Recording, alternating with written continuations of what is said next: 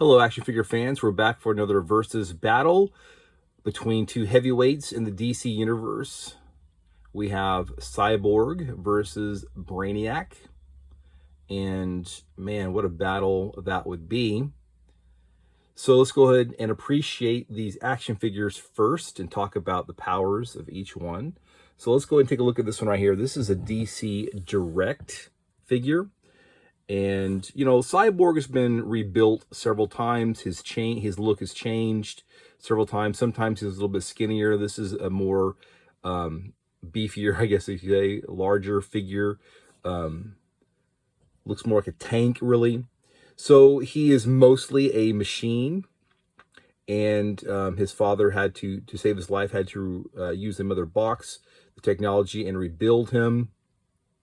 So he does still have human parts. You know, his brain is still mostly organic. He's still got a heart in there, I believe. One of his arms was still organic. He still has like his chest, but the rest has been rebuilt. So take a look at this figure. It's a nice looking figure. It's a good Cyborg. Cyborg figures, you know, they're not that complicated. It's just a big robot looking guy. Like I said, this one's on the beefier side, the bulkier side, but it's a good Cyborg figure. This is from the New 52 storyline. And if you need a Cyborg figure, he definitely fits the bill. So he looks good. So let's see his powers. Well, obviously his robotic body gives him vast superhuman strength. He's got the durability, the endurance. But his real power lies in his computation ability and his ability to download and, you know, and access basically any and all information.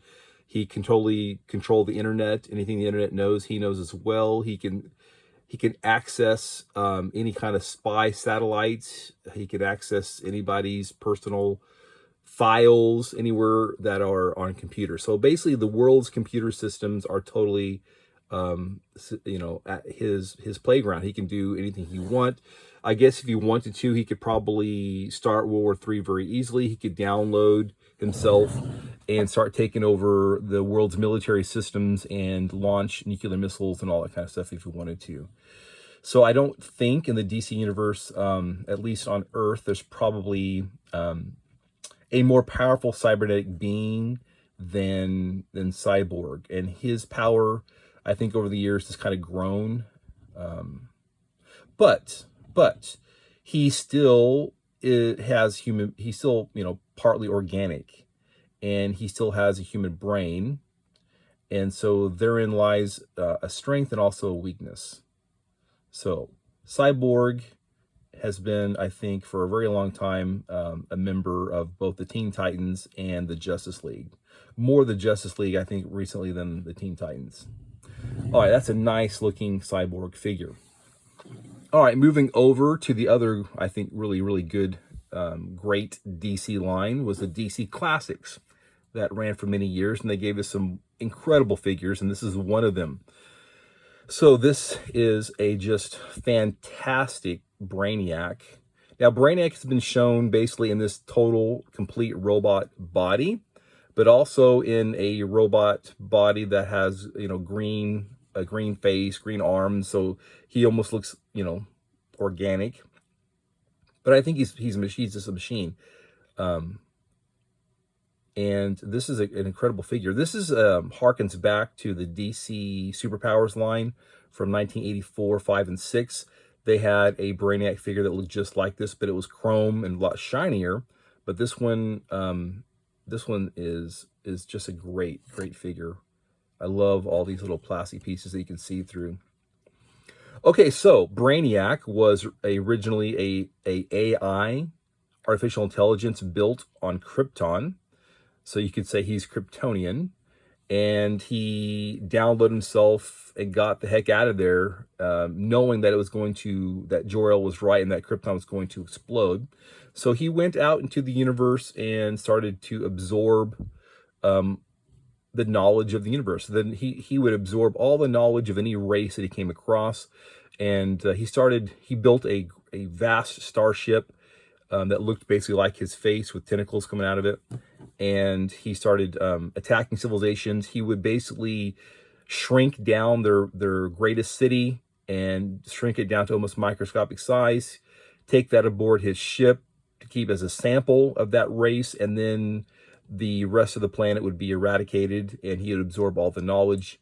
So he went from planet to planet to planet to planet to planet for a very long time, just doing that, and so became very, very, very powerful, as you can imagine. Okay, so he has come to Earth and has always been stopped by a combination of Superman or various heroes. So obviously he's a cyborg. He's got a robotic body, so you'd imagine he's got the same strengths as a cyborg: super strength, durability, endurance, stamina, all that stuff. And you know, who's going to win, basically? All right, so this would be just, I think, a really incredible fight. But this fight would not really take place on the physical plane. Now, it can. And I think that they would come to blows. And when they're coming to blows, look, he looks bigger, okay? But he's got technology from hundreds, if not thousands of worlds. He's got the technology of Earth and Apocalypse. Now, Apocalypse is that's pretty darn cool, pretty powerful. But anything that he has, I think that he would know about it and have a counter for it.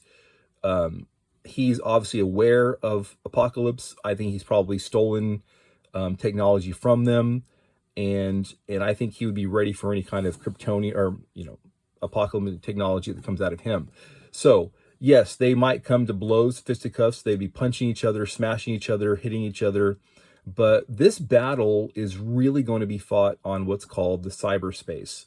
They're both connected to the internet. They're both connected, and they would both enter into this cyberspace, and there they're going to really battle it out. And in the cyberspace, they're almost, they can basically create whatever they want in the realm of cyberspace, but it could affect them. It could affect their intellect, their consciousness is what's at risk in the cyberspace. So who wins? Well, I think that Brainiac is going to win. And here's why. Like I said, he's got the technology of Earth and Apocalypse, and he's got the experience of his human lifetime. How long has he been Cyborg in the DC universe? He's been Cyborg 10 years, maybe 15 years, at the most, according to their timeline. Well, he's been doing what he's been doing for much, much longer, okay?